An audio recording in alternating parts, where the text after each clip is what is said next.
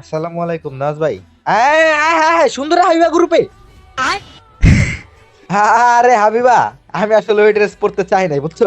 রিস্কিট মানুষ তো, কেমনে জানি ওটা আয়া পড়ছে। ও আচ্ছা, বুঝছি ভাইয়া। এই যে দেখ, মাইয়াটা আমার ভাইয়া কইয়া দিল।